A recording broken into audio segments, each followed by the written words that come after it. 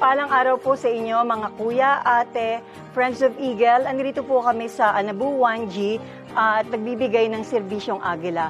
Kami po ang Bantayog Eagles Club and Bantayog Lady Eagles Club ay naghahatid po ng aming serbisyo upang makatulong po sa komunidad na ito. Naway kami ay suportahan ninyo, kami ay laging magbibigay sa inyo ng pagmamahal at suporta sa lahat ng bagay. Mabuhay po ang Agila.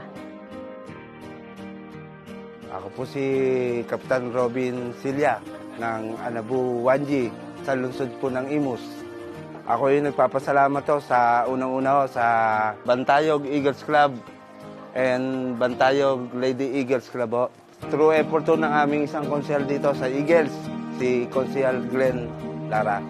Salamat to, napakalaking bagay ng binabang medical mission sa dental mission, sa bloodletting,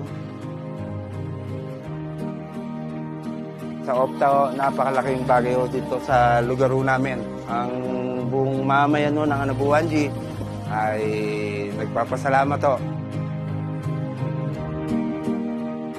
Magandang hapon mga kuya at ate sa Fraternal Order for Eagles, Philippine Eagles.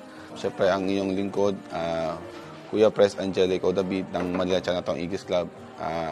Laging nakasuporta sa anumang programa ng Bantayog Eagles Club. At ang ating unang ahdikain is yung tumulong at sa mga taong nangangailangan. Katulad nito, ginagawa nating bloodletting at medical mission dito sa Anabu 1G, Imus, Cavite. Yun ang ating una nating programa. Siyempre sa samahang itong na Agila, mga ate kuya, kundi ang tumulong sa kapwa natin tao. Yun lang, maraming salamat.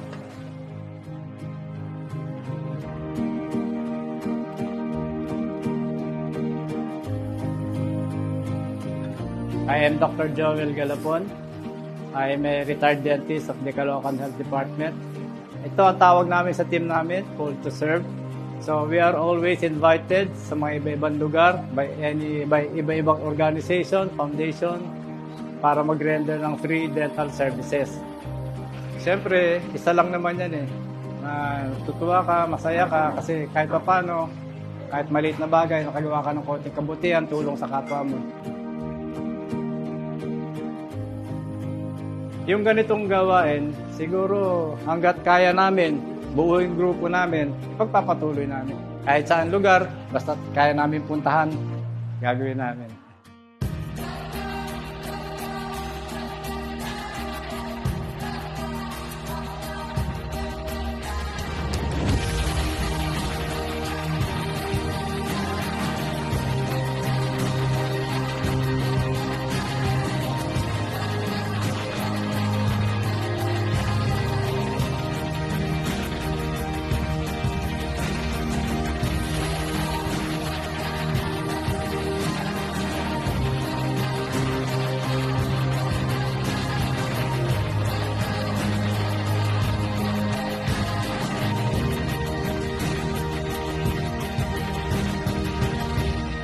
Mabuhay ang Agila! Mabuhay ang Agila!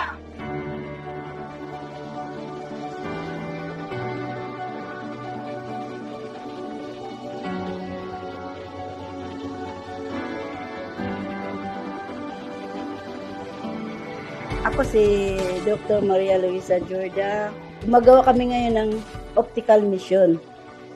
Nagbibigay kami ng reading glasses para sa mga constituents. Libreng eye check-up ang ginagawa namin.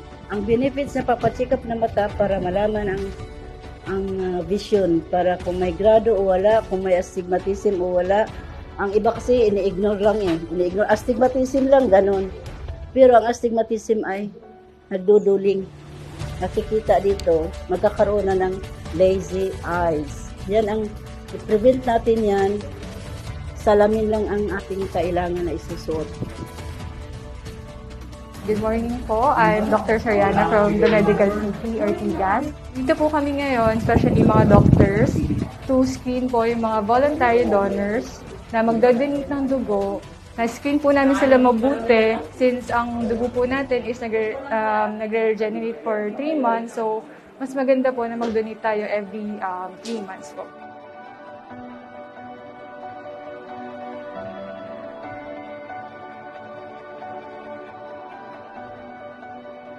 Ang benefits po ng pag-donate ng dugo ay maganda po ito sa ating katawan dahil nare-replenish po yung mga lumang red blood cells natin, napapalitan ng bago, and magaan po ito sa katawan natin after po natin mag-donate.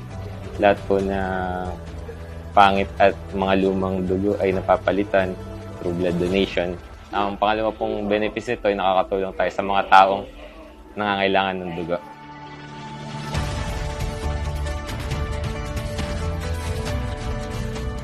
Ako po si Kuya Glenn Lara. Papasalamat po kami sa Bantayog Eagles Club at saka sa Lady Eagles Club at gayon din po sa mga aspirant na tumutulong po para sa mga medical mission.